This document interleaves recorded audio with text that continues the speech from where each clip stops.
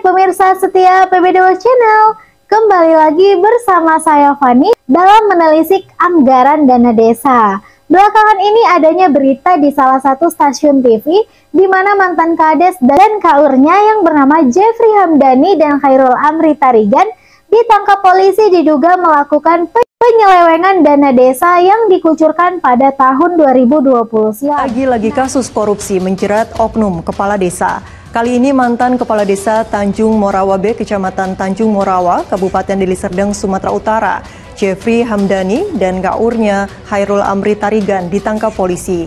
Keduanya ditetapkan sebagai tersangka atas kasus penyelewengan dana desa dan APBD desa anggaran tahun 2020 yang lalu. Mereka terbukti menarik anggaran dana desa dari rekening lebih dari 900 juta rupiah untuk membiayai berbagai kegiatan yang ternyata fiktif. Nah, dengan adanya berita dan kejadian ini, kami dari APBD Watch tertarik untuk menelisik dana anggaran yang ada di Desa Bangunsari, Kecamatan Tanjung Morawa, Kabupaten Deli Serdang, Sumatera Utara.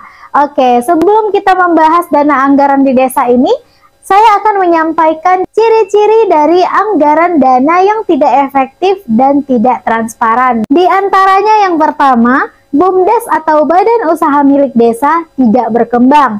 Yang kedua, tidak ada papan proyek dan kegiatan tidak ada yang beres. Yang ketiga, BPD mati suri alias pasif nih. Yang keempat, perangkat desa yang jujur dan vokal dipinggirkan. Yang kelima, kegiatan jadwalnya terlambat padahal dana anggarannya sudah ada.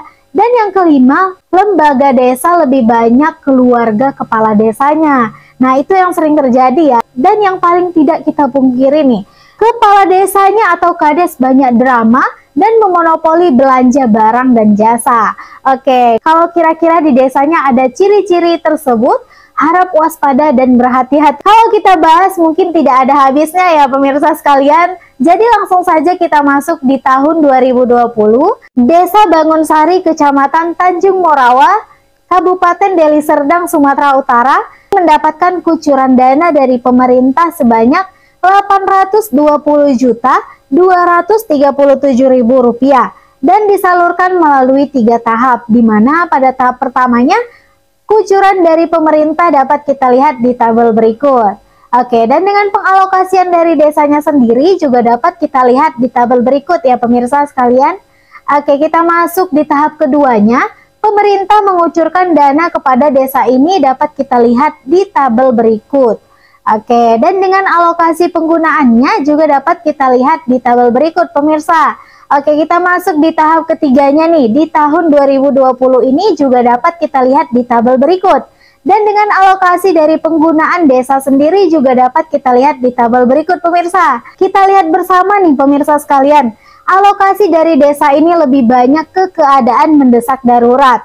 Kira-kira keadaan mendesak darurat itu desanya atau pribadinya nih? Dan hal ini hanya Tuhanlah yang mengetahuinya. Oke.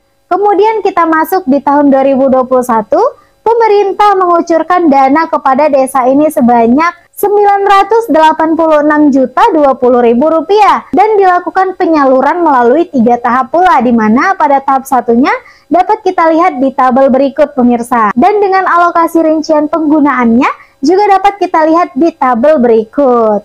Oke, kita masuk di tahap keduanya pada tahun 2021 ini dapat kita lihat jumlah kucuran dari pemerintah dapat kita lihat di tabel berikut. Dan dengan alokasi dari desa sendiri dapat kita lihat di tabel berikut juga. Oke, kita masuk di tahap ketiganya pemirsa sekalian. Pada tahap ini pemerintah mengucurkan dana kepada desa ini dapat kita lihat di tabel berikut. Dan dengan alokasi dari desa tersebut juga dapat kita lihat di tabel berikut. Kita lihat bersama bahwasannya di kucuran dana tahun ini, tahun 2021, desa lebih banyak mengalokasikan ke pengadaan ambulans nih.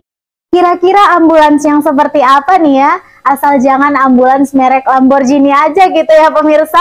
Oke, sebelum kita masuk ke tahun 2022-nya, ada baiknya kita mengingat surat edaran yang dikeluarkan dari pemerintah, di mana PMK nomor 201/PMK.07/2022 tentang pengelolaan dana desa untuk memenuhi amanat sesuai dengan pasal 14 ayat 7 Undang-Undang nomor 28 tahun 2022 tentang anggaran pendapatan dan belanja negara pada tahun 2023, di mana disebutkan bahwa ketentuan mengenai pengelolaan dana desa dan penetapan rincian dana desa diatur dengan peraturan Menteri Keuangan. Sementara dana desa sendiri adalah transfer ke daerah atau TKD yang diperuntukkan bagi desa dengan tujuan untuk mendukung pendanaan penyelenggaraan pemerintahan, pelaksanaan pembangunan, pemberdayaan masyarakat, dan kemasyarakatan.